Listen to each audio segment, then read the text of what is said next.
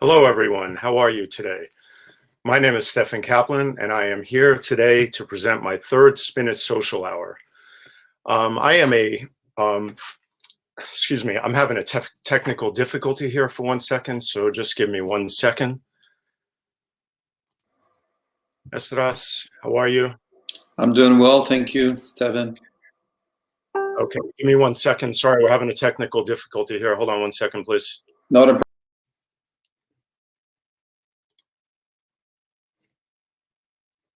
Okay, here we are. Sorry, everybody. The magic of doing live streaming. There was a minor glitch here. Apologies. Hello.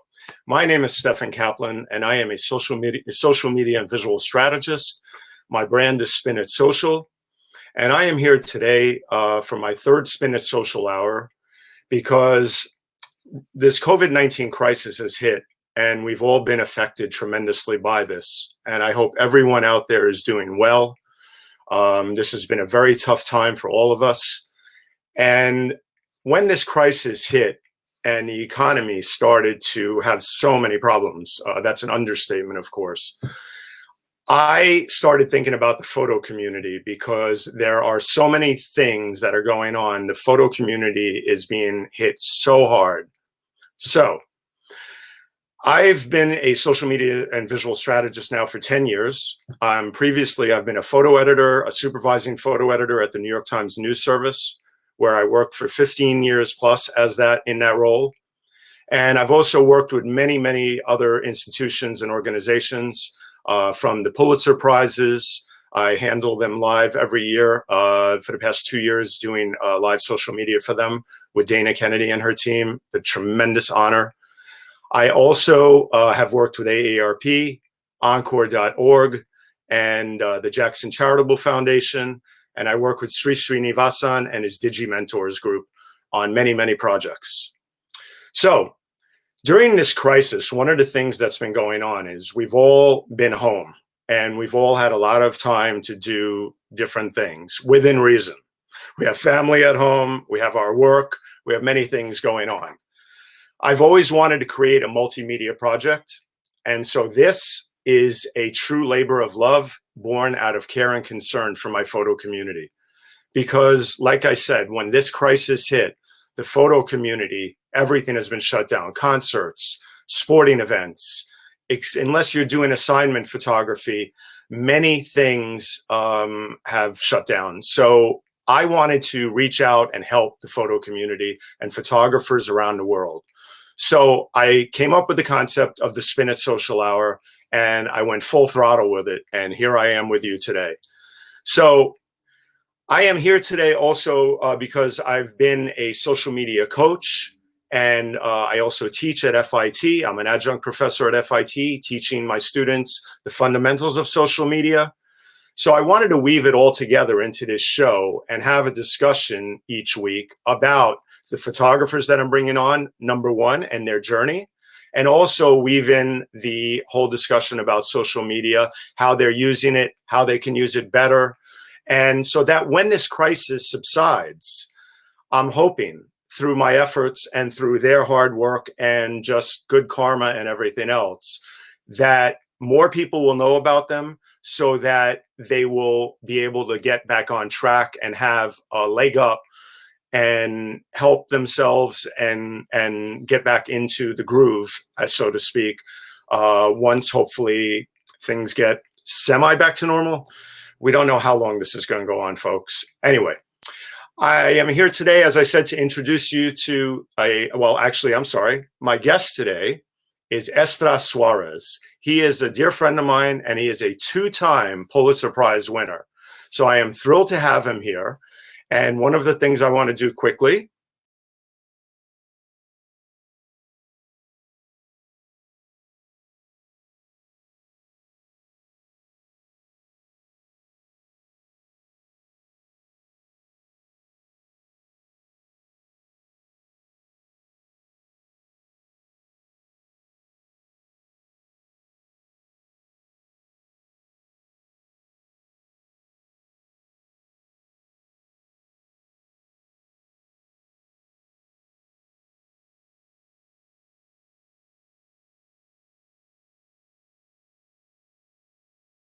So there he is, folks. That is Essdras's work. And with no further ado, I'd like to introduce you to Essdras Suarez. Hello, my friend. How are we doing today? Oh, Essdras, it's such a pleasure to have you here, my friend. It's an honor. We've been talking so much about doing this, and it's just, with everything going on, it's a wonderful thing to have somebody such as you with so much experience to be able to share your journey, share your work, and also what I'm hoping too is for you to share insight as we get into it with other photographers out there, because you are really an incredible guy that does so much between photography and yoga and many other things. So Essdras, why don't you tell everybody in Facebook land and everywhere else about your journey and your photography? First of all, thank you very much for having me on the program. It's really, really cool. I appreciate it. I think the last time you and I were talking on the phone, at some point you told me you're supposed to be looking at the green little light. Yeah. It's really hard because I want to look at you. So anyhow, I'm going to try my best here. It's okay. So, everybody out there, thank you very much. I think a lot of you might know me. Some of you might not know me. So in a nutshell, I've been a photographer for over 25 years. I'm originally from Panama. I was born and raised in Panama. As a Panamanian, I thought, but as it turns out, because I was raised by my Cuban family in Panama, I am pretty much half Cuban and half Panamanian. So Cuba is a place where my heart lives as much as it does in Panama or in the U.S. And I've been there a bunch of times. But my trajectory goes back from being a newspaper photographer for 20 years, and then for the last 5 years, I have been jack of all trades, like we all have to be once things change. You know how it goes. If you don't change, you cannot get left behind. So I've been lucky enough to have been at the right place at the right time with the right gear in hand. And I've been part of big awards like the Pulitzers and Robert F. Kennedy's headliners, a bunch of them. Again, a lot of the award things, usually it's all about being there. And again, I have been very lucky to have been able to have been there when I was needed, when a story needed to be told. The past 5 years, ever since we moved to Virginia, Alexandria, my wife got a great job in DC, and that's why we're here. And so I had to reinvent myself. So for a couple of years, I was a chief photographer for a startup called Million Eyes. It was all about gathering photos together in galleries and showcasing them. And like a lot of startups, it went the way of the dodo. It disappeared. But it gave me a great insight into how startups work, and I'm very happy to have had that experience. Then about 3 years ago, I started my own company called EMS Photo Adventures, EMSphotoadventures.com, where we actually take people that want to become better photographers. We take them on locations, and it's a hands-on training. I'm a true believer that you become a better photographer when you have somebody that can tell you right there and then when things are happening in front of you how to do what you want to do better. So this crisis, like for everybody else, has hit us pretty hard. So far I know of 5 trips that I've had to cancel. So that was India, Panama, Ireland. I was planning something in Montana, in Glacier National Park, Triple D Ranch. And I'm not sure if my Croatia-Slovenia trip is going to happen in October. So just like everybody else, I'm having to reinvent myself once more. And I have been putting off this whole virtual thing because it scared me. I'm an old guy. I'm no spring chicken. So learning new things, it takes me a bit. But just like Stefan said, it comes a point that you're like, just got to pull it all together and you got to move forward. So my presence in social media has increased quite a bit in the last 3 weeks or so. And also I've been very blessed because just before this whole thing happened, I just became a social media influencer for Nikon Latin America for the mirrorless new camera. Hey, you didn't tell me that. Yeah, I forgot about that. And so they've been having me do talks virtually for Latin America. I have one coming up next Tuesday for Argentina and South America. Okay. So I'm out there. So I'm very happy, thankful to you, Stephen. Well, but that's where we are. Let me tell you something. One of the magical things was last week I had Renita Roy on, who you introduced me to, and then I met her when she came to New York, and then we surprised her on last week's show, which was a joy. And then to be able to now have you on, back to back is just great. Because, this is the magic of social media. I mean, now I knew you because I had edited your photos for many years at the New York Times since the New York Times. Well, let's not date ourselves here, but I edited your photos, and so many greats at the Boston Globe that I fell in love with your photography. I mean, it's so powerful, and your spirit and just your humanity, your care for, it's with you, it's humanity first. And that's the one thing I respect about you so much. And then when I had a chance to go to Boston, about maybe, it was 7 years ago, I think, we met up, and I was able to have dinner with you and your beautiful wife, Sarah. And we went out for a few hours, and we got to know each other, and we spent some time together, and here we are now. But, what you say is so true, Essdras, because that's the one thing why I started the Spin of Social Hour, is to help photographers get more exposure, talk to them about their journey in social media as well, and to use this medium, this live streaming medium. I'm using a platform called Streamyard to do this with. I immersed myself with it before the COVID crisis hit. But then when the COVID crisis hit, I said, I'm going to go full throttle with it, because as you said to our viewers, we have to reinvent ourselves. We have to keep taking steps to improve ourselves. Yeah. So you, for example, have done so much, throwing up your Twitter handles on here, your Instagram handles, your website. Everybody should follow you and everything.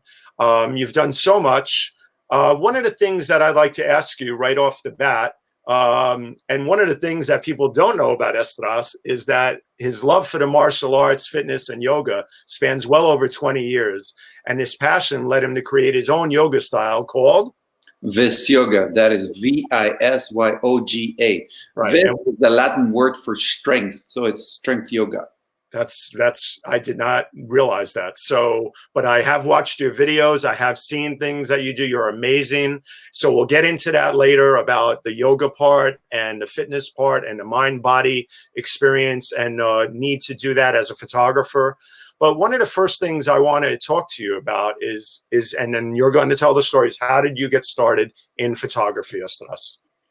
So I actually, when I finished high school, I came to the States to study. I was gonna be a journalist, so I thought, because I wanted to see the world, and I figured that if I became a journalism major, I got a minor in magazine writing and a specialization in zoology, or vice versa, I could work for National Geographic, because I thought, well, that is the ticket to see the world, National Geographic.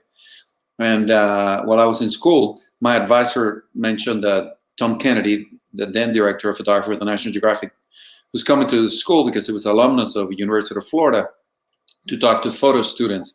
And she knew that I was struggling writing in English, because one thing is to know the language, and another thing is to be a journalist that writes in English. You truly need 100% mastery of the language, something that to this day I wouldn't claim. I always tell people, do not judge me as a writer, judge me as a photographer. So, I went to dinner. It was 8 photo students and I definitely was the third wheel in that whole thing. But, it turns out, because I read so much, I spent so much time reading National Geographic, I had a lot of things to talk with Tom.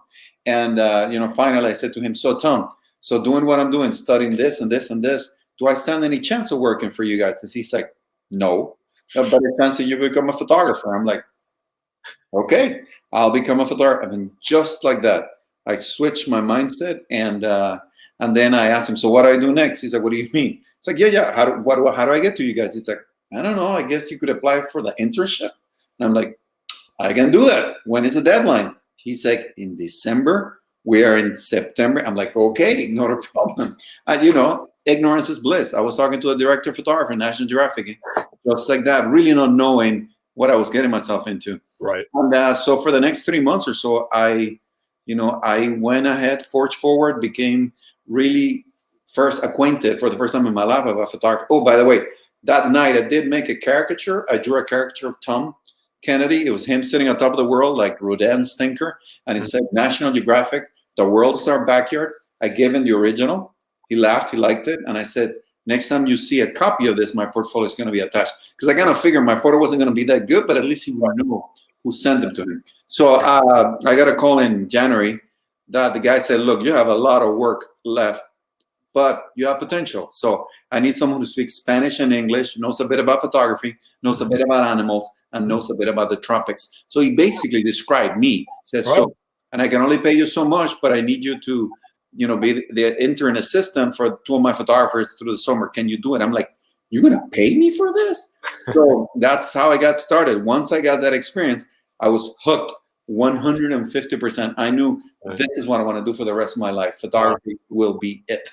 Wow. That's a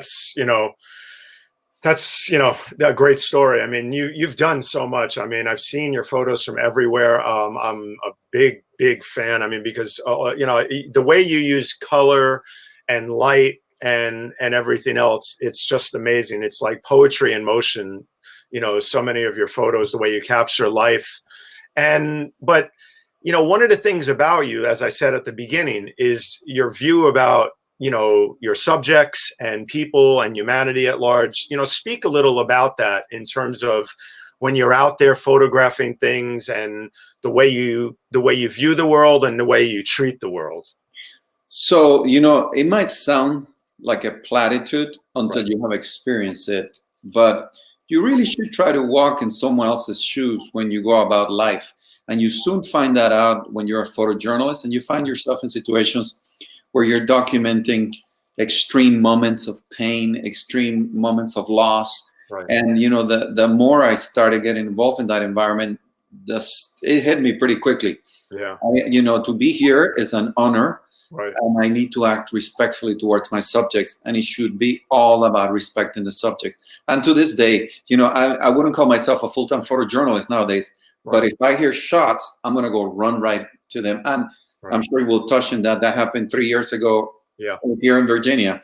Yeah. So you will never be able to take away the photojournalism. You'll take the man out of the photojournalism, but you cannot take the photojournalism out of the man. So, I'm a true believer. You should always, right before you even think, should I go get right on those people's faces after a bomb hit or something like that? I don't do that kind of stuff because if it were me, I wouldn't appreciate that. So I'm always trying to be respectful to people.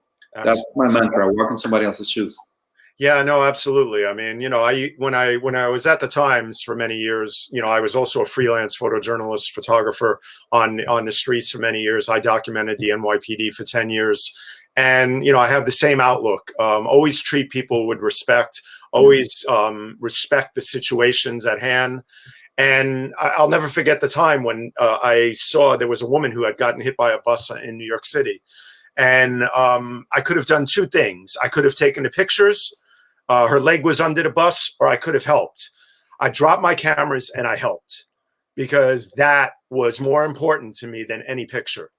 And I completely understand. I always, when I used to teach back at Boston University, and I used to tell my students, your moral compass, it's not the one that guides your behavior when somebody else is watching, but it should be the one that you can live with when you're on your own. So the decisions that you take as a photojournalist, as a journalist, they have to be ethical because you have to live with them. So hopefully you have a good moral compass that can take you forward. So yeah, right. And by the way, that's a great story, and I hope that I would have done the same. But I think I would have added the caveat that I would have been running to her taking photos and then swing the photo around my neck and help her afterwards. Right. Well, it's funny that you say that because that's what happened to me many times after that in other situations. Having running around with the NYPD for a long time, you see a lot, and with the fire department too. And I adopted that afterwards.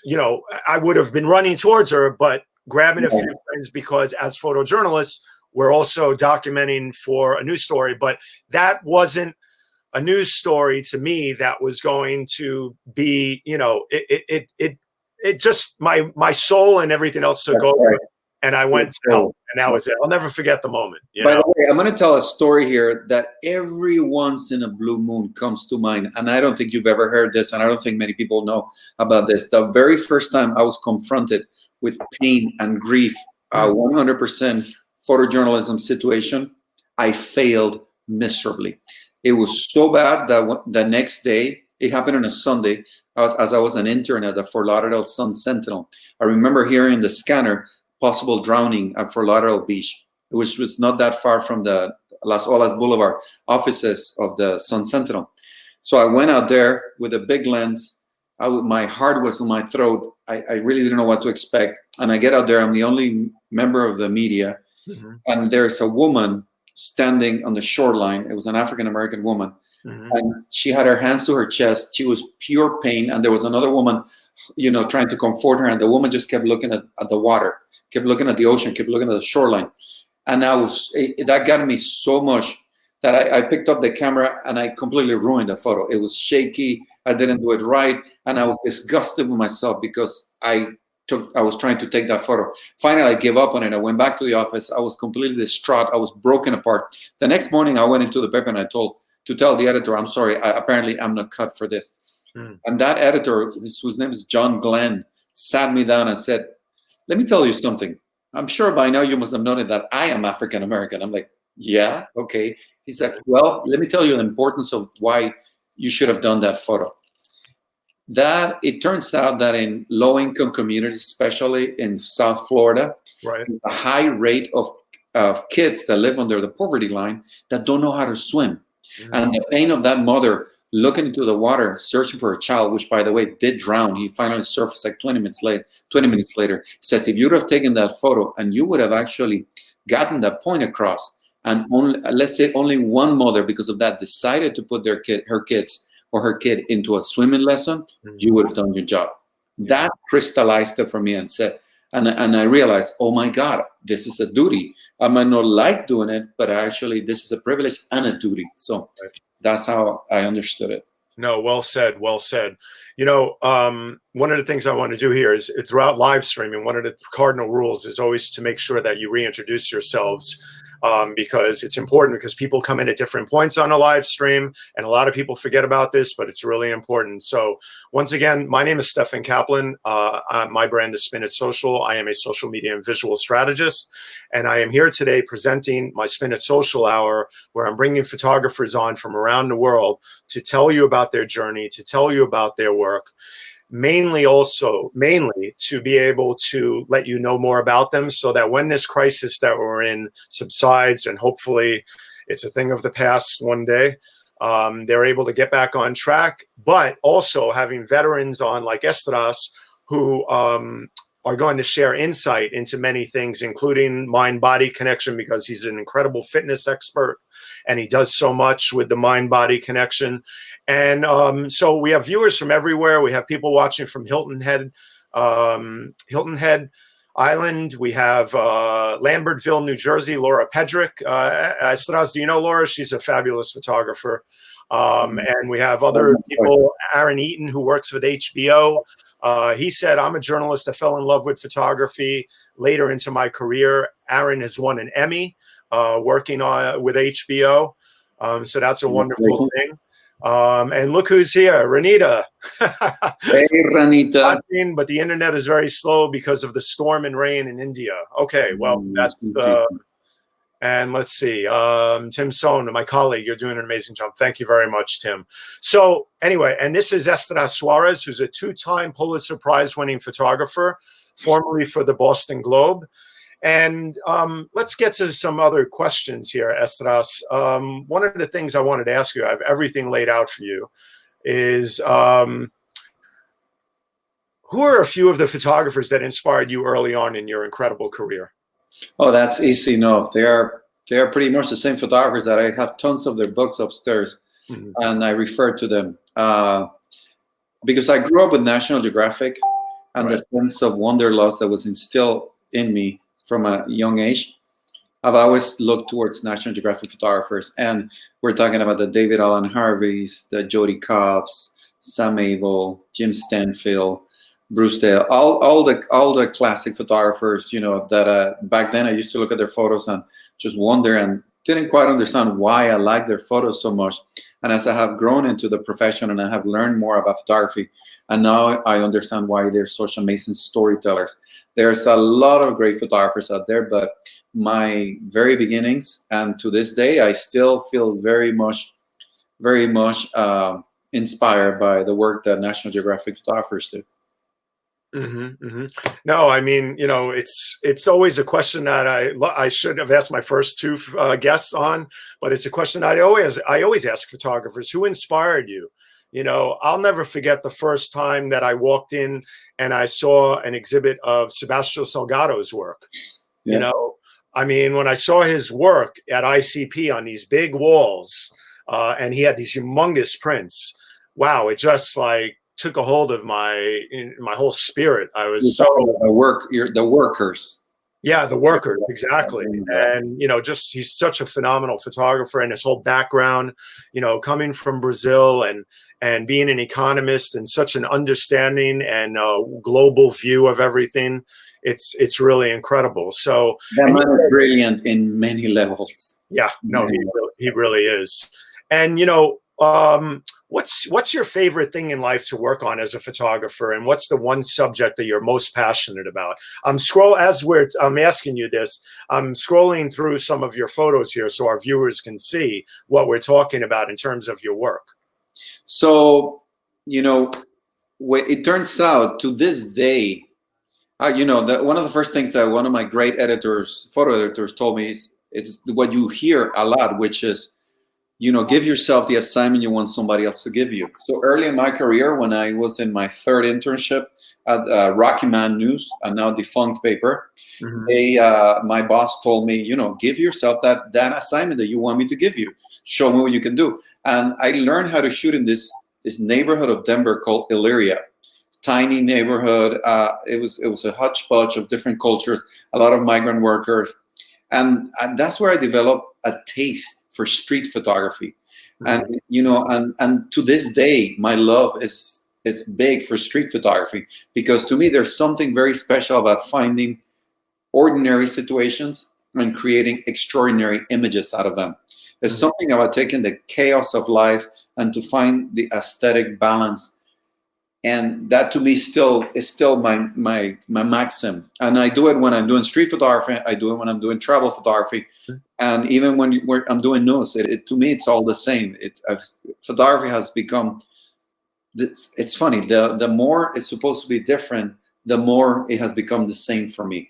The principles of good balance, good composition, good graphics, everything still applies no matter what kind of photo you're making. So yeah, daily life kind of stuff. That's my no, absolutely. And out of this, the thing that we want to talk about, one of the reasons I also wanted to have this show with veteran photographers like you is to also give ideas to, you're an inspiration, Essdras, because you, like you said, reinvented yourself. And that is so important, because not only has journalism taken many hits over the years. I mean, I got downsized in 2009 and had to reimagine my life.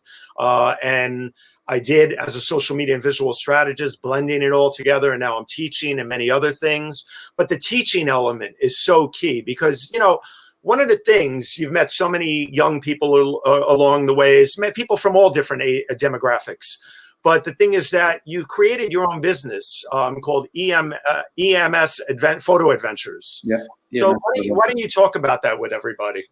So many years ago, I was invited to lead a photo workshop for, I don't remember, it was known as the Nikon School, but it really wasn't. It was just something that Nikon sponsored. It'll come to me, but it was in La Jolla, California, and it was beautiful. And I got to spend 3 glorious days teaching, and I made some great friends. I learned a lot of lessons, and I soon realized that by having to verbalize what I know, what is not innately in me, as far as all the knowledge that I possess, when you have to verbalize it, it makes you better at that task. So the more I teach, the better of a photographer I become. That whole thing about those who can't teach, I don't think so. Homie, don't play that.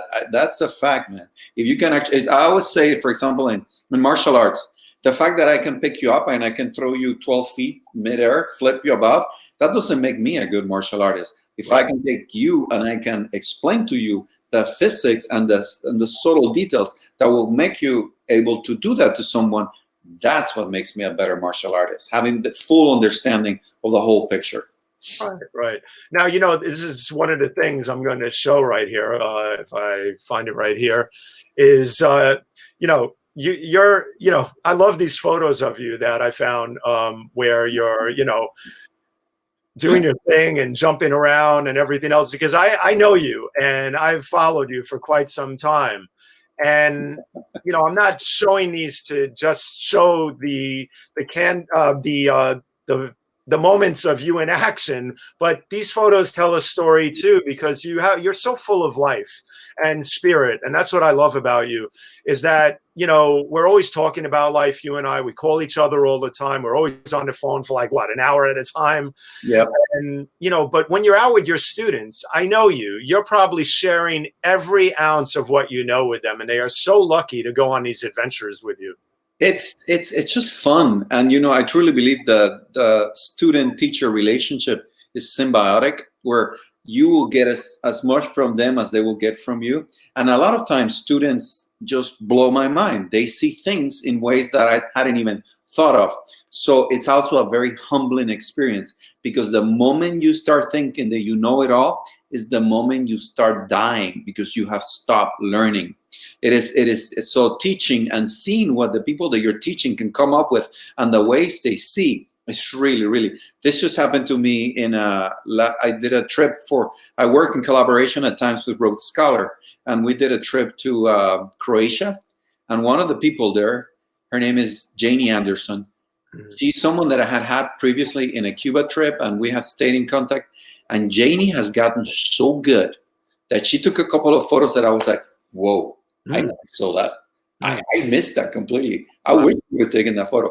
So those are the things that really, they kind of bring me down. I'm like, okay, I understand. I gotta keep it together. I gotta be focused and sharp, because you never know who's gonna be nipping at your heels. And by the way, Janie's a retired person. She is not like she's, like a kid from no. So anybody out there has a capacity of having amazing amounts of talents. It's just a matter of focusing. And I think teaching helps you harness that energy. Like I said, I get from them and they get from me. But yeah, I love teaching. I love going out with people. I work with a woman that came out of retirement because she likes my work and she likes the way I deal with the world. Her name is MJ Adelman. Mm-hmm. And she has become so much a better photographer hanging out with me. And the demographics of Rhodes Scholar are that of usually retirees people. Yeah. People have a lot to offer. Right. They have lived full life. So I might be able to impart information to them and knowledge in photography, but they can impart information about life. Right. Many times I just sit there and listen to their stories, and this blows my mind. That's so true. And thank you for sharing all of that. One of the things I love to do on this show is tie things together. You know me, I'm always connecting all the dots. And that's one of my favorite things to do, is connect people. Well, right here, one of my mentors, my guiding light, who got me started in journalism, Rosalind Bernstein from Baruch College, who is the founder of the Sidney Harmon Writer in Residency program at Baruch College.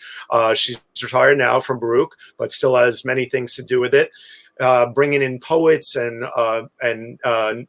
writers of all different levels to Baruch to teach and other stuff. Well, she asks, do you think that the smartphone camera has blurred the line between the professional and the amateur photographer, especially in street and travel photography? So from one teacher to another here, why don't you tackle that one? So the best camera in the world is a camera that you have in hand when you need it. Let's start from that. So if all you've got in your hand is the phone and you need to make a photo, you got to do it. Right. Having said that, owning professional camera with big sensors and good lenses, right, it's a good thing. You have your preferred brands. I happen to be a Nikon guy. I live and die by Nikon. I know all about the Nikon line. That works for me. Right. Having said that, there's a saying that goes, even a blind squirrel can find an acorn every once in a while. So the fact that everybody out there has photographic devices in hand means that the world is being documented, and there'll always be amazing stuff popping out of here and there. So every one of us has the capacity to create amazing photos every once in a while. However, what divides the boys from the men or the girls from the women is, can you repeat it? Can you do it often? Can you do it upon command? That's the difference between a professional and somebody who might not be a professional. But yeah, there's a lot of talent out there. And the phones, they keep getting better and better. And Yeah. the things that you can do with them are pretty amazing. But as long as I can help it, I will always carry my mirrorless or DSLRs around my neck or my shoulders. Yeah, no, it's true. I mean, I always leave home with of course, I live with my smartphone. I mean, that's what I do for a living.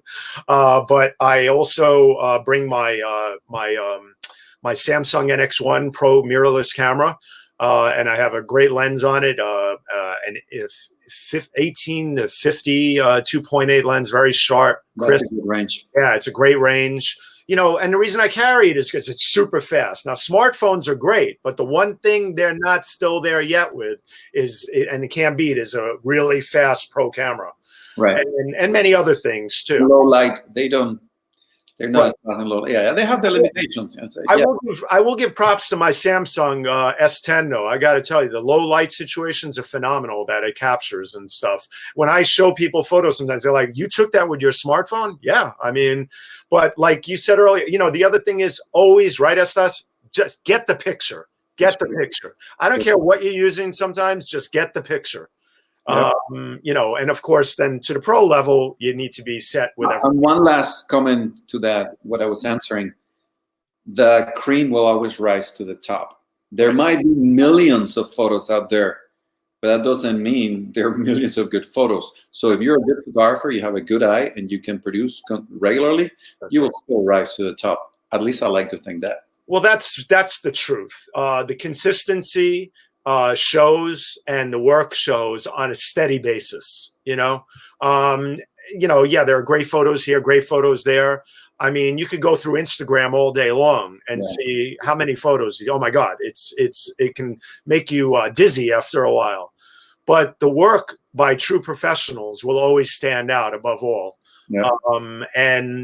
So that's really important. So thank you for the question, Roz. Mark Lee says, Mark is on everybody's show in always supporting so many people. He says, great question. My dad is an amazing photographer. He does a lot of nature photography, but it is quite abstract. It's abstract nature photography. Check him out, both of you. BambooTurtle.com. There you go, Mark. What a cool name. Give your dad a plug, because all dads and moms deserve a plug. So, right, Essdras?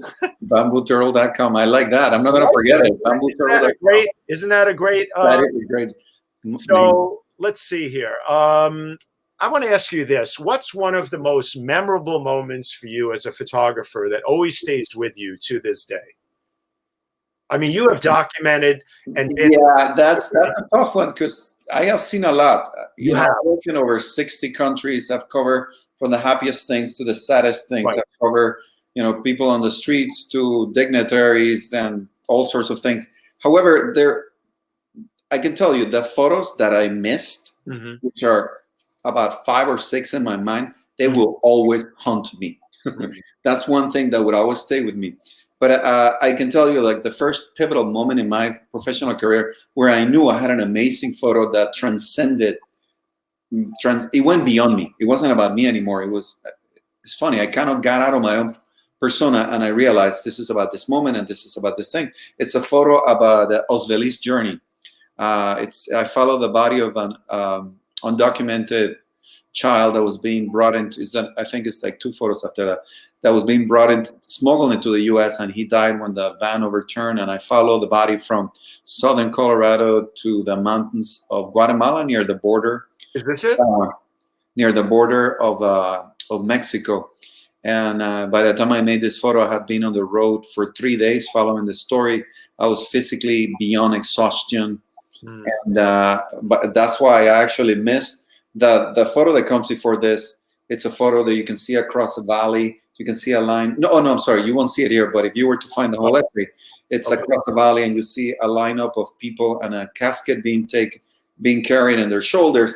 And people think, oh, you're so smart because you stopped to take that photo. And the reality is, at that moment, I couldn't keep up with them, and I was actually leaning against the tree, just throwing up because my body was just beyond exhaustion. And I made that photo.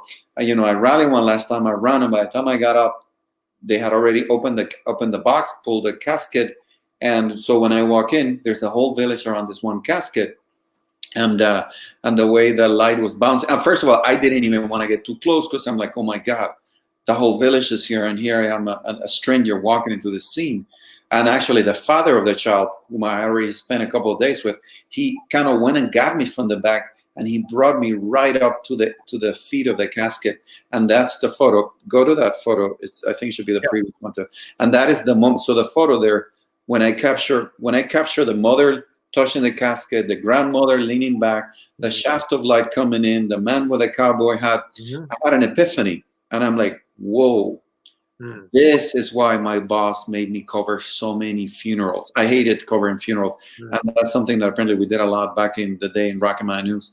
And it was because you get to, eventually you become so sensitive to them. You understand how things are going to go. But this was the first time in my life where I made a photo that I immediately recognized. It was an amazing photo. And it was I would say, one of the best photos I ever took in my career, I've ever taken in my career. So yeah, this is a memorable moment for me.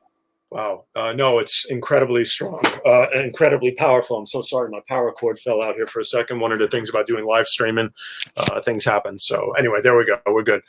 But no, I mean, I'm going through some of your assignment photography here and, your editorial, photography here. And I just wanted to take a moment here to have you describe and talk about a few photos. Essdras, it's one of the photos that really caught me as I was going through this.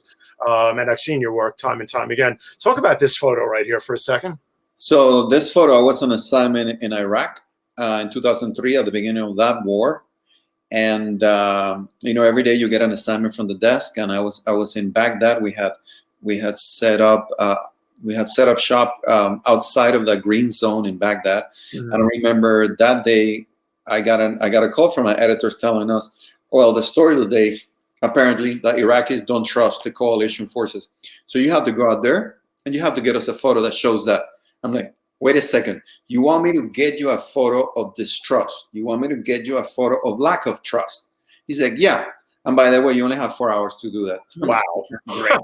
So the first thing you do when it's like that, you have to get off your car, get off your vehicle, and start walking. So we were stuck in a traffic jam, and we were going to go somewhere. And I said, you know what, let me go to the overpass. So I went to the overpass, and I got a shot of a bunch of Humvees and a tank stuck in the middle of traffic. And I made that shot. And I was wondering, how the heck am I going to come up with a photo that visually documents and expresses lack of trust? And out of the corner of my eye, I caught movement. And it was the veil of the woman, the one that you see on the left, that was flapping in the wind. And that caught my attention. So I turned around, switched to my wide angle lens. And just as she was going by, I was actually framing to get the flowiness of her veil. And then all of a sudden, from behind her veil, this other lady just popped up, and I stayed on her. And that look right there, that is a look of distrust. Oh yeah. So I would say serendipity has always been there for me. Serendipity is my lover. She's my muse, and I love her. I totally agree. I understand that, and I haven't been in the middle of conflict zones the way you have. The streets in New York at times could be certain conflict zones, but certainly not what you've covered. And your experience speaks for itself. And this photo just grabbed me when I saw it the other night. I've seen many others, but that photo really grabbed me. And then there were, one of the things that I always say is always find the different angles and everything else. I mean, there's so many ways to capture a photo, but getting low, getting high. This photo right here is getting in the right spot, and getting the right angle to get the whole perspective on a situation or on a scene. Tell us about this photo here. So I was sent to. So when the earthquake hit Haiti, I think in 2008 or 10, I'm sorry, 2010, I believe. I actually couldn't go. I had my father-in-law was passing away. He had suffered from cancer for many years, and I said, "I'm sorry, I can't go." And I felt that I betrayed the paper because I was the to-go guy. I was there whenever they needed me. But this time, this was very important. I wanted to be there for my father-in-law. I wanted to be there for my wife and my family. So I said, I'm sorry, I cannot go. 8 months later, the paper sent me back to do a story about, let's see how things are in Haiti 8 months after the earthquake. And we were there to do specific stories. There's one young woman who was the one survivor from her nursing school because her mom happened to have called her. the moment the earthquake is about to hit, and she had to get out of classes, get out of the building, and go to a payphone across the street. And in that moment, when she was talking to her mom, she saw across the street how the building just flattened itself like pancake, and everybody in there died. But so we went back with her mom, was going to bring her back to the States. So there were a couple of stories like that. So I had specific targets, specific focus. But I remember driving by this tent city, and I'm thinking, that's interesting. So I proposed a story to my desk. I said, you know what? I want to spend time in this tent city. And they let me. So I spent about 2 or 3 days there, and it turned out to be a great story. It was full of, it was the microcosm kind of deal, where we were able to showcase the pain and grief that the whole country was going through by telling the story of just a few. So what you see here is a soccer field, and there are 4,000 people crammed into this one soccer field. And by the way, because it's Latin America, the Caribbean, they had left a corner of the field empty so they could actually play soccer. So they even got tighter to fit 4,000 people in there. You know, it's amazing. Even amidst devastation and everything else, we can learn so much from people from so many countries, that they'll always find a way to find some joy in the day or something to do, whether it's kids playing soccer or something, when you mention that, because I know you've been in the middle of many conflict zones and many things, and I've seen many children that have been through so much, so many families that have been through so much.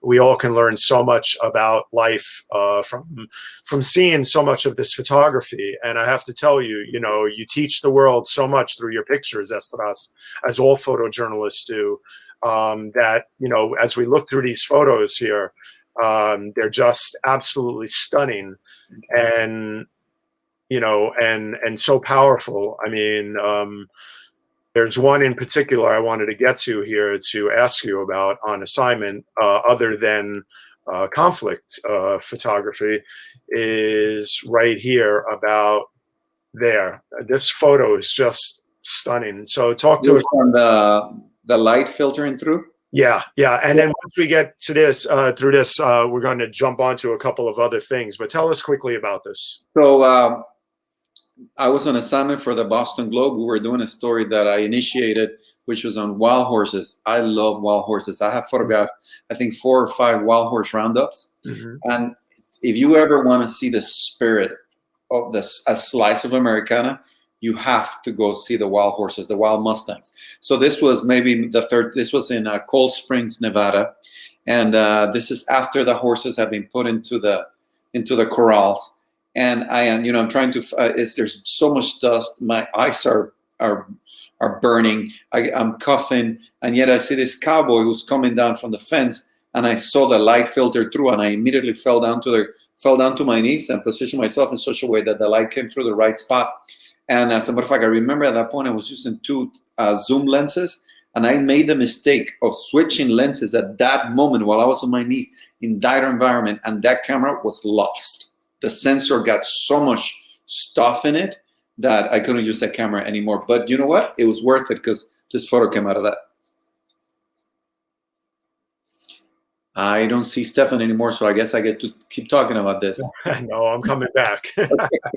You know, one of the things about doing this production is that this Streamyard platform is amazing. You can do so many things. You can show photos, you can show videos. You know, you've also been a judge and a part of so many festivals around the world. Let me quickly grab something here that I wanted to share with everyone through the magic of using Streamyard and everything else. And let me bring this up, and let me quickly go here, and let me bring it full screen for a second, and let me play this for everybody.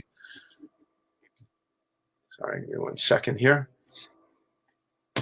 So is there going to be audio? Yeah.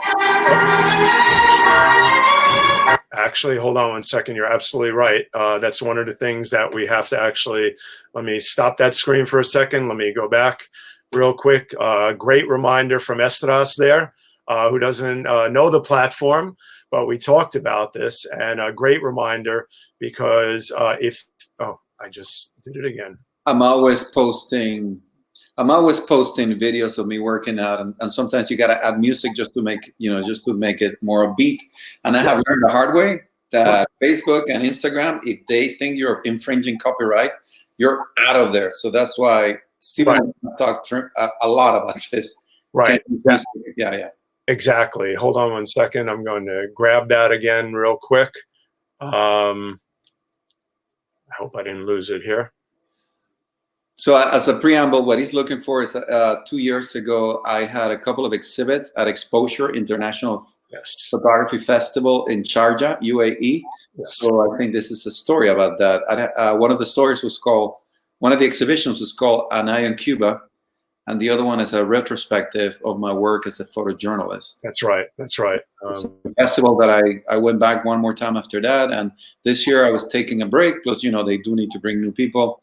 But, and it's still playing.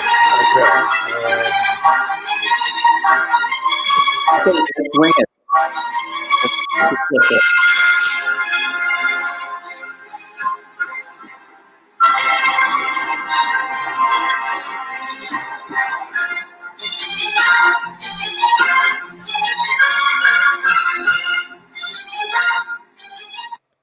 Okay, so that was, let me just zoom back here for a second. You know, so those were two exhibits that I had out there, and I had never seen my festival. It is an amazing, where photographers get treated like royalty. Right. They really spoil you. Once you're part of this as an exhibitor or as an instructor, it's kind of hard to go do anything else because these people put cars at your disposal. Right. The sheikh. Oh my God, I don't want to say the name wrong. So wow, you're prepared for everything. His name is Sultan bin Mohammed Al Qasimi, and he's the guy who loves photography. And him and Simon Newton put together this amazing festival, and it has become like the standard for what a photo festival ought to be. So right. Exposure International Photo Fest. Hopefully, I'll be there next year, and I'm trying to work on a story on indigenous tribes in Panama. And hopefully that'll be an exhibit next year. But, you know, things are in kind of hold right now. Right. No, I mean, you know, one of the things also, you've been a judge of many competitions too, and you've taught at these festivals. I think at this recent festival you did at this in the UAE, yeah, you were actually street photography. What is that? Street photography. Street photography, correct. I think I have that right here. Hold on one second. Well, actually, I also have something here that I wanted to share that you did, which was, let me pull it up right here, which is the travel photographer. Oh, yeah, that's right. I judged the travel photographer of the year competition last year. Yeah, I was. You know, this is one of the things. Let me pull down the screen here a little for everybody. You know, you being a travel person, you know, a travel photographer who's been all around the world. I mean, looking at all these photos at this festival must be, it's re-energizing even to a veteran such as yourself, I'm sure. Oh, yeah. You know what having been a judge for this contest taught me is that even though I think I've seen a bit of the world, I realize now I really have seen nothing. The more I know, the more I realize I truly know nothing of the world. And I can't wait to go out there and keep documenting everything as much as I can. Plus the level of the talent of the people that enter this contest is off the charts. Really, really amazing work. So yeah, I'm still on the fence whether I'm going to be I was just asked to be a judge on it again, but I'm still on the fence because that requires a lot of time commitment. And I don't know, it depends. If we're not going to open for a while, sure, I'll do it. But if we get to go back, I kind of need to get back to my travels. So we'll see. But yeah, Travel Photographer of the Year, great competition. TPOTY, you got to look it up, tpoty.com. Yeah, I love this photo right here. I'm trying to bring it up bigger on the screen for everybody if I can. But I don't want to lose the frame.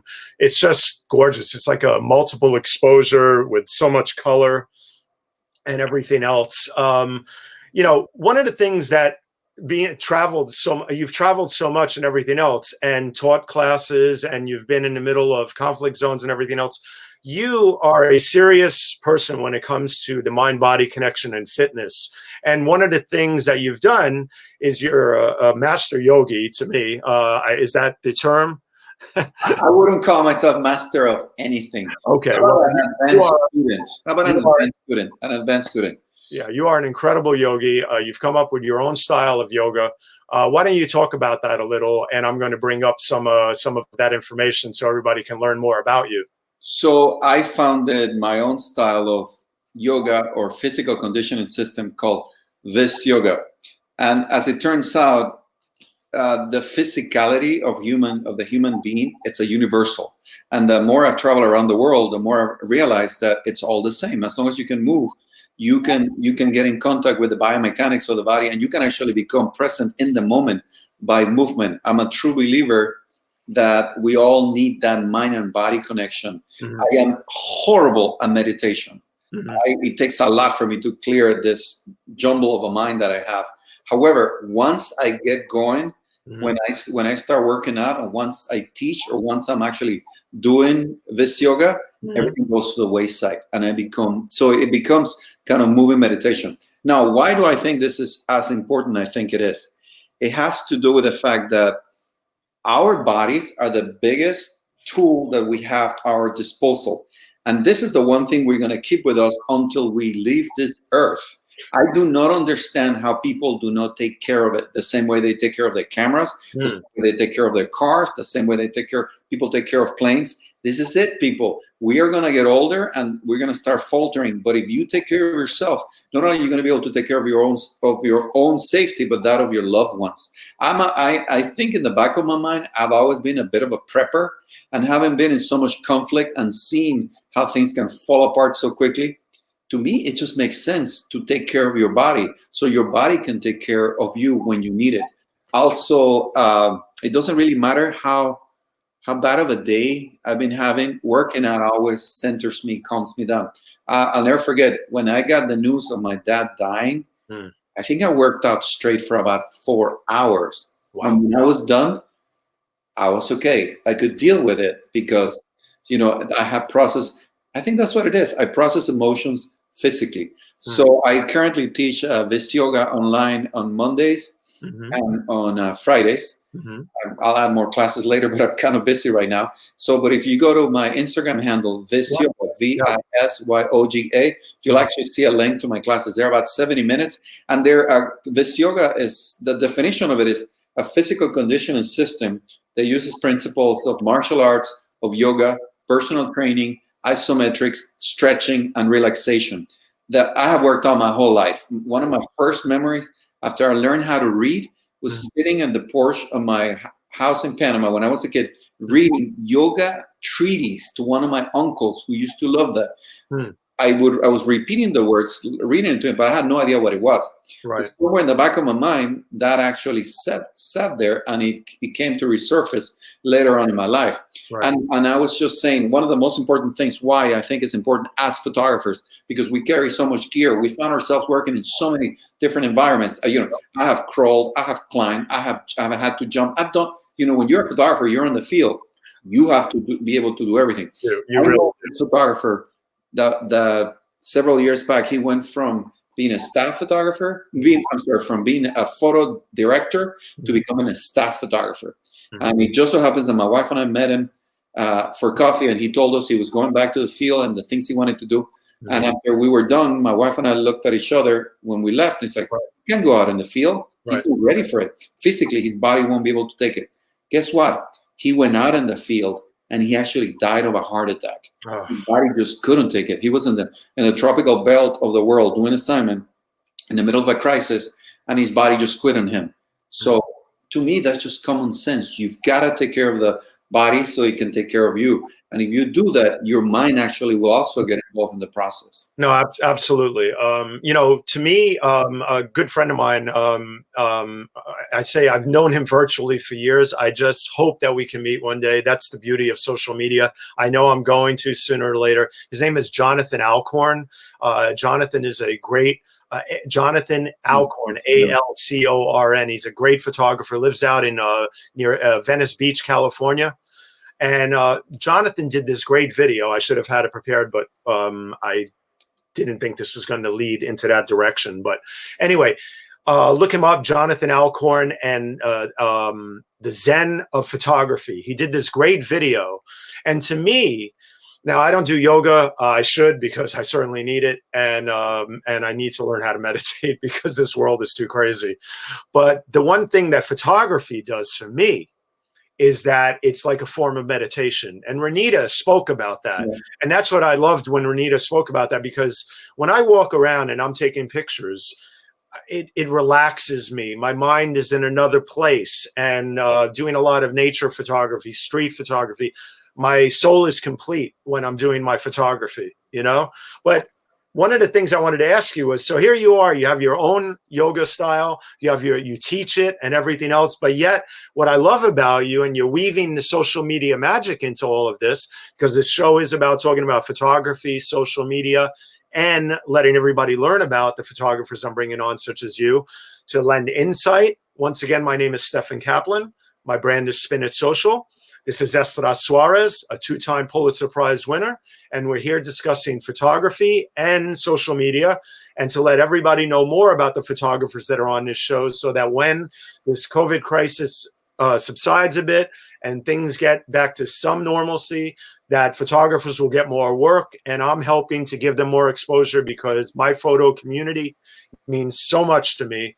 And this is a labor of love born out of care and concern. So, but Essdras, with your social media, I love what you're doing, because you're using Instagram more and more to do a lot of things, and also other outlets.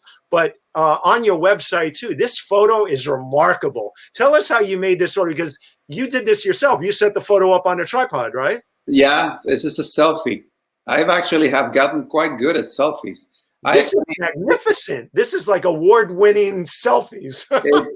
You know, if you understand optics, you know that the best way to get a starburst is the sun is going to be hitting the camera, but if you find that feather edge of a solid, right? And I was able to find this feather edge because I'm looking in this pose. I'm actually looking at the shadow, so I know when I'm starting to block the sun. So I had an idea in my mind that how this photo was going to come out. Again, a lot of it is serendipity.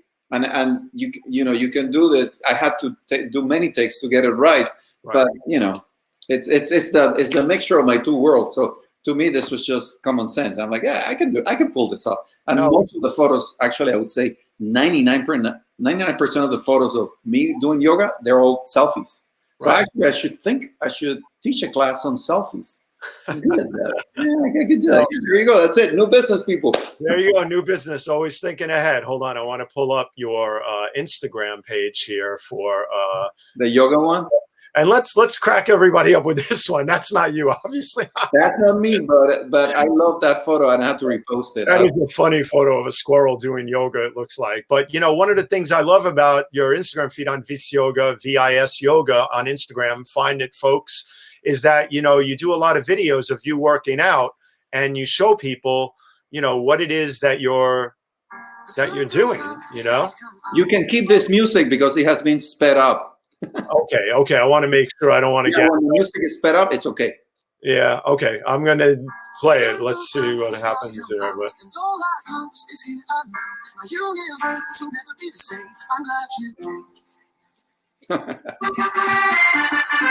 so you have that. I mean, and you know, I mean, you combine your martial arts with the yoga. I mean, and everything, and you know, you do so many things around your home.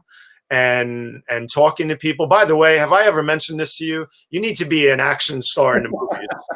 You have a look that I only wish I had.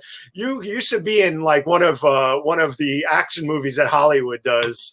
Thank you, Stephen. We've had this conversation. You always embarrass me. I'm sorry, but it's truth, man. You've got it going on that way, man. Hey, you know, by the way, you said something. Let me give you an example of why I think the physicality of human beings is a universal.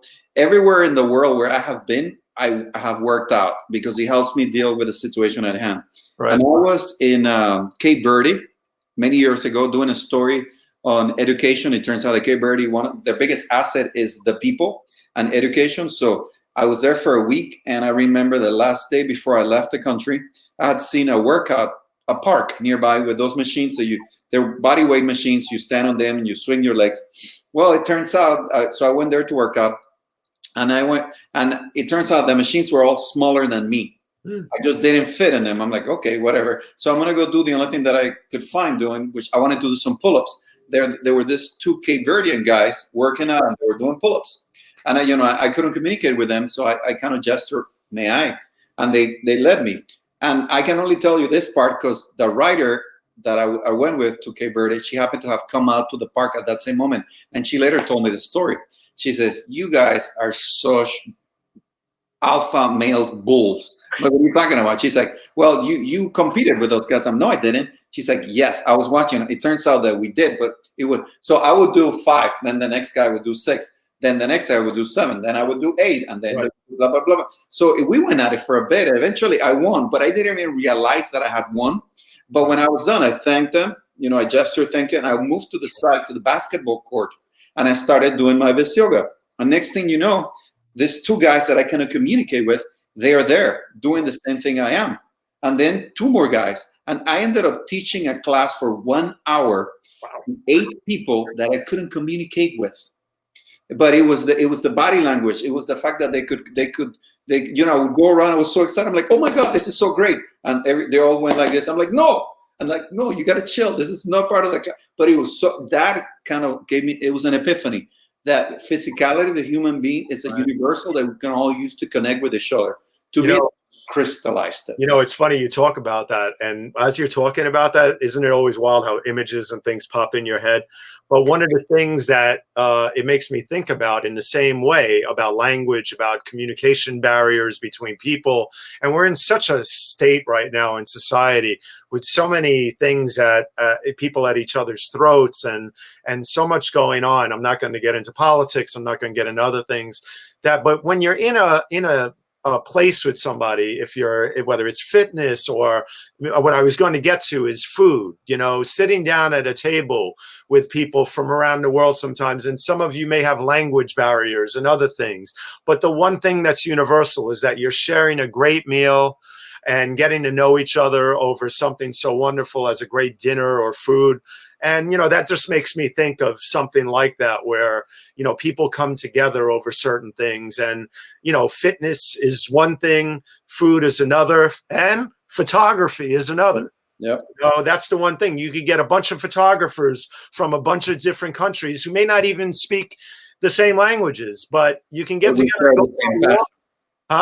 We share the same passion. Yeah, you can go for a walk with them and have a great time, and share things together that way. So one last thing.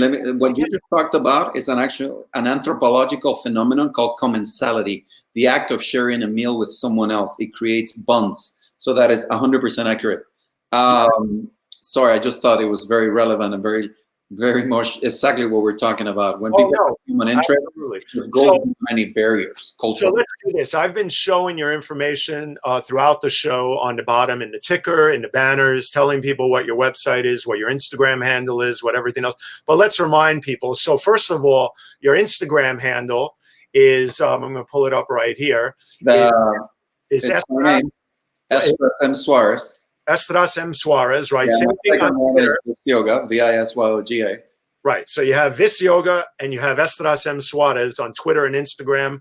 And Vis Yoga is only on Instagram, though, correct? Yes, I have a website, but that website is You can go look. You can go find it, and you don't know this. I don't know if you know this, but I actually own the patent for yoga pants with knee pad inserts. Mm-hmm. So that's that. The visyoga.com website is for that. So if you want yoga pants that protect your knees, I have them for men and women. I have that too. I actually own the patent of that. Well, hold on 1 second. Let's pull that up for everybody. Well, let's hope that's online. Let's see. Well, let me see here. I think I have the website right here. Visyoga.com. Yeah, there you go. That's it. So where is that? We're going to plug your. You just go down, scroll down, and you will see that here are the pants. Okay, there you go. Inserts, and they have what is known as a sticky gusset that goes ankle to ankle. So any pose that requires friction, it actually helps you with the pose.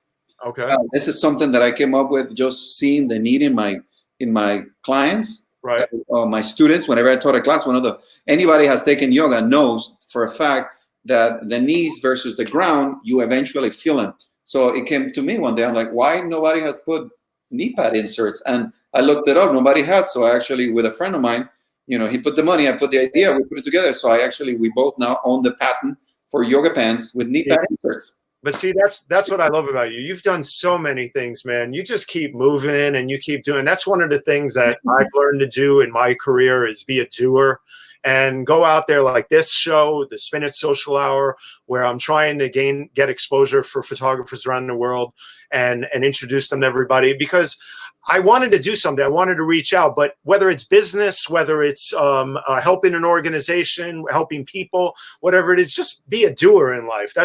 I work with Srinivasan a lot, and one thing, biggest compliment he always pays me, and I'm honored when he says this, is that I love working with Stefan over here because he's a doer and he has mad energy. But I get that energy because I'm a people person, and I love helping people, and I always will be that way. It's the Greenwich Village kid in me, having grown up in Greenwich Village, that still sticks with me to this day.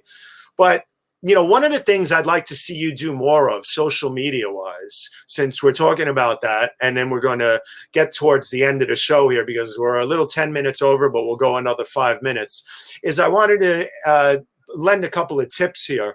One is that on your Instagram page, and I always give you my tips. One of the things with the Instagram page is that I'd like to see you use Emily Johnston, who's a professor at Baruch College, who I did my own podcast with through Robert Kaplan's Photo Brigade.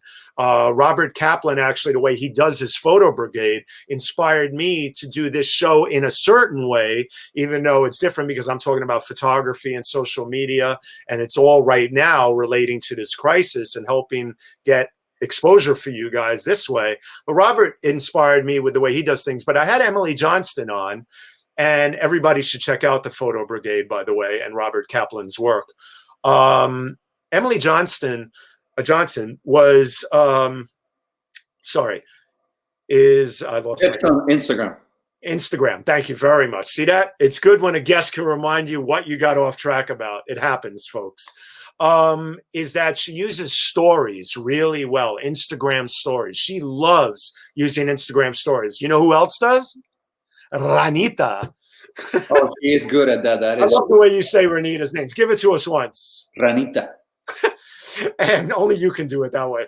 But anyway, and Ranita Roy is a phenom, and she uses Instagram stories. Her handle is a work of art on Instagram, the way she uses it. So I'd like to see you do more stories because I think it's great. I'm going to pull up something right here real quick, and I'm going to go to your Instagram here. I'll make sure it's your Essdras Suarez run right here. Yep. Right. And give me a second. I'm going to scroll up here, and I'm going to go, for instance, to here. And good thing I don't put crazy stuff in there. No, well, I mean, grocery run here. You're dealing with, with like we all are. You have your mask on, which is good when you go out. And, but stories are really connecting with people. When I do it, I wasn't into stories until this year. And then that 2019, and I started doing more and more Instagram stories. And oh my God, the amount of views that stories get, because it's a quick snippet from your life. It's a quick snippet from your day. And that's what people want a lot of the time, because they're scrolling all day long and they want something that's going to grab them quickly. And stories are a great way to get information out there. So I'd like you, to recommend that you do more stories. That's one. Okay. And I'm going to stop with that there. Okay. And the other thing is, being the professional that you are, and that you're doing all this travel photography, and with groups, you have your own EMS photo adventures. Yep. By the way, what is your quickly, and not a big story because we only have a limited amount of time left. I don't mean to say that to you that way, but what's been your favorite place to take a group of students in like 2 minutes? Oh, Cuba. 1 minute. What? 30 seconds. Cuba, hands down. Hands down. Cuba is the place. Look, you go to Cuba as a photographer at first because of the pastel colors, dilapidated buildings, the American classic cars, but you will always go back again and again because of the people. The people are welcoming, they're warm, they have nothing, and they want to share it all with you. They're just beautiful. You know, I really hope we get to a point where all this nonsense stops and everything else, because I so want to go to Cuba and many other places. I allegedly have a trip there in November, but it's Okay. like I said, everything is on hold. So in EMS Photo Adventures, eventually, that once we find the time and when we can go, we'll put it out there. But yeah, as a photographer, you gotta go to Cuba. As a human being, you gotta go to Cuba. Right. I mean, I have to one day. Yeah. And Cuba and Thailand are two places that are on my radar big time, and many other places. But so the other thing I want to say, given the travel stuff and the workshops and everything else, I'd like to see you make more of a presence for yourself on LinkedIn.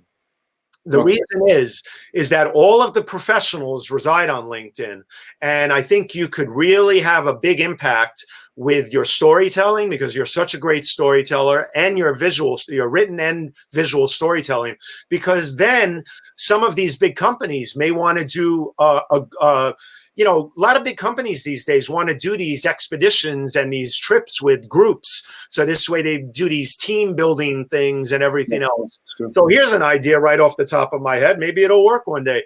You know, that some company hires you to bring a team of their executives somewhere, or workers, whoever, and go. It's funny that you mentioned that, because I was hired a couple of years back to give a talk. I think I was in Bermuda, and it was talk about Ireland. And I was also teaching street photography, but these were not photographers. These were people that came out with their phones, and I taught them how to document the environment. And it turned out to be one of the most interesting classes I've ever done, because since I couldn't really explain to them why the photos they were taking were going to happen, it turned out to be a class in social skills, how to approach people, how to observe, how to smile to people, how to interact with them, how to be respectful of people. And they were so happy with it. And I was like, oh, that's funny. You guys made some good photos too, but apparently what you got out of this is more about social relations. So that is a great idea. Yeah, that's a great idea. No, you know, listen, one of the things I want to do when I bring photographers on is lend some insight into these things, because like I said, you know, this is, hold on one second. I'm trying to cue something up as we'll get ready to leave here. Essdras, you should know me by now. I brought on Nick Curry and we talked about his chickens. We brought on Renita Roy and we surprised her with you. And what I wanted to do was surprise you with a vintage clip of yourself from the book. That is vintage indeed. He actually, man, look at him back then. You were a baby face, man. Yeah. But let me say this, you know, it gives me a lot of joy to share my insight with photographers out there and do some of this and share my tips, because I really love all of you and I want to help all of you. And it breaks my heart to know that so many people are being affected by this. I have a lineup of photographers that are going to be coming on in the next month, and we'll keep going. I'm not going to stop with this. I'm going to get better at what I'm doing with this multimedia live streaming. I had a couple of minor snafu at the beginning. I had a minor snafu in the middle there with some video. But you know what? This is a one-man show. I hope to get an assistant who'll be able to help me out with certain things. We have a bunch of comments that came in real quick, too. Let's see what we have here. Jonathan Borstein said, in my case, Kyoto and Frederick Schaffen. Okay. He's throwing in some German there for me. And that is tough. But let's see. Mark Lee says, Cuba is on my wish list of places to visit. I want to go there, and Brazil, Colombia, Kenya, Belize, so many places. That's wonderful to hear. And Mark also says, Stefan, looking forward to having you as one of my guests. Oh, thank you, Mark. I look forward to that. Essdras is the focus here, so I'm going to leave it on him. But thank you, Mark. I want to be on, and I look forward to it. And Teresa Brown, Terez Brown, Essdras is an absolutely amazing and inspirational person. And who else?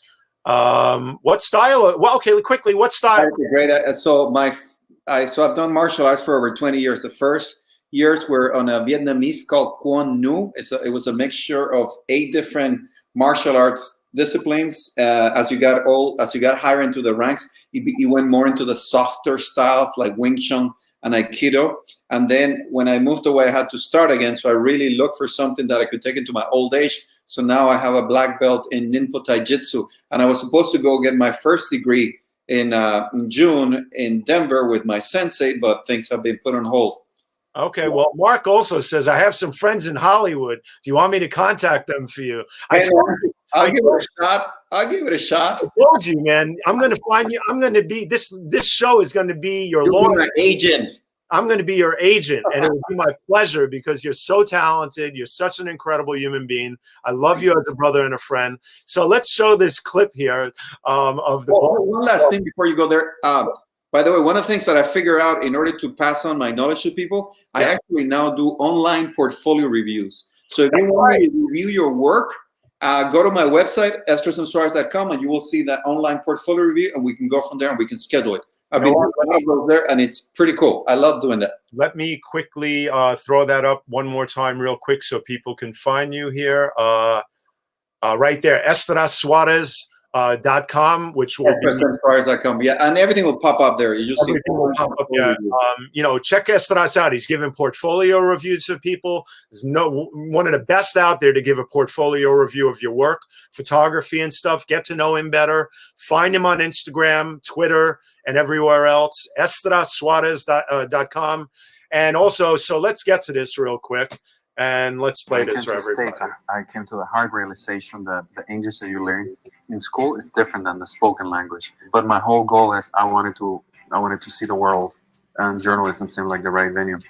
I happened to have met the director of photography for the National Geographic, and he's like, "You don't really stand a chance with that. You have a better chance if you were a photographer." I'm like, "Okay, I'll become a photographer." You have to learn how to make a great photo in your own backyard before you can go abroad to exotic places and think that just by being there, you're going to make a great photo. That's a fallacy. You need to be able to work with anything that is presented to you. So when you find yourself in the exotic places, you know what you're doing. I see myself as representative of the masses because I really I'm lucky enough to have a job that allows me to see stuff that the average person just doesn't get to. And for me to actually be able to show people what I've seen, I think it's an honor. If you, as the photographer, as the journalist, do not feel some sort of empathy, sympathy for your subjects, you might as well take a hike, because in order for you to tell stories about people, you need to be able to relate to them. I can be having the worst day, but the moment I bring my camera to my eye, everything falls to the wayside, and my universe becomes that. And I have fun. Hi, I'm Essdras Suarez, staff photographer of the Boston Globe. Yeah, great. Indeed. I went digging for that one, folks, because I wanted to show it in the close of the show here, because it brings Essdras back to some early days there.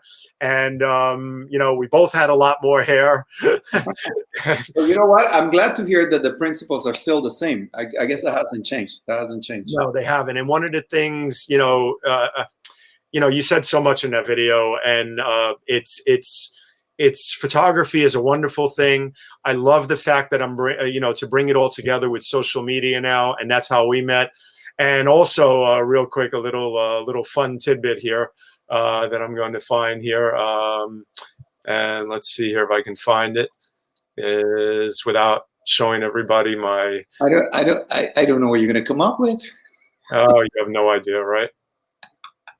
So, give me a second.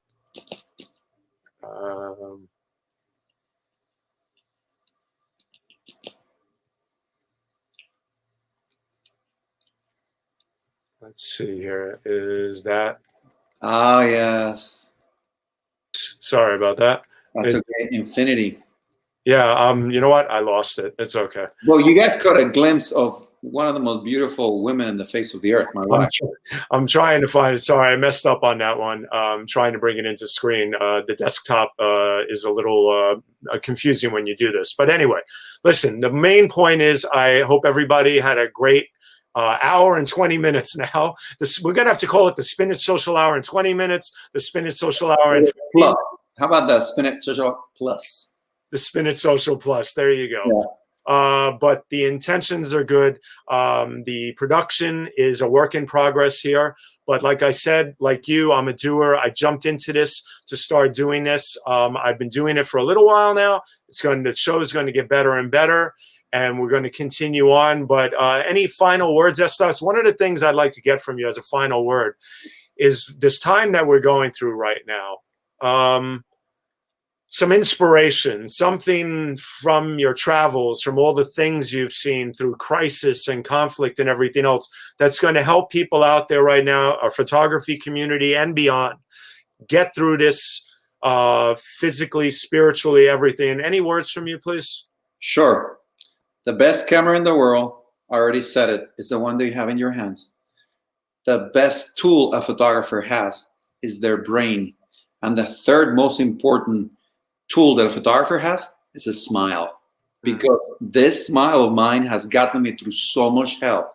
And usually people, even when they're from a different culture, if they can feel that you're there curiously, genuinely interested about them, you're not there to exploit them, or you're not there to exploit the situation, they can feel that. So this is the lesson.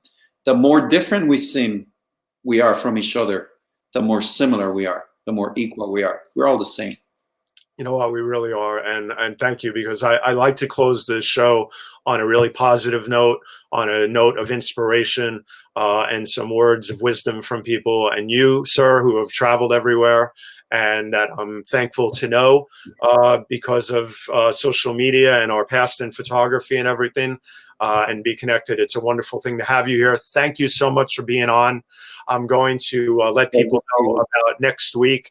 I'm bringing on a photographer, a travel photographer, actually, also named Susan Portnoy, who's a colleague of mine I've worked with in social media projects, and I'm bringing her on because I'd like everybody to know about her work. And we're going to continue on with sports photographers, with other journalists who are doing work surrounding the COVID crisis. A lot of them are very busy right now, so it's hard to get them on. But I'm going to get some on who are doing some great projects surrounding this, not necessarily on the front lines. And by the way, while we're here, I'll say this while you're on. I'm sure, here's a big thanks and a big hug, a virtual hug to all the first responders out there and all the essential workers who are keeping us fed, getting us where we need to go if we have to go somewhere, because there are people that still have to get to work, and the first responders who are risking their lives every day in this crisis to make sure that we're all okay and helping with this tragedy that's going on right now. So anyway, Essdras, thank you again. I'm going to introduce the promo for next week for Susan, and we'll catch you soon. And everybody, EssdrasMSuarez.com. Find him everywhere. Thank you, Essdras. Ciao, Stefan. Okay, Bye-bye. take care. Bye-bye. So, folks, I hope you've enjoyed this conversation with Essdras. I'm Stefan Kaplan. My brand is Spin It Social.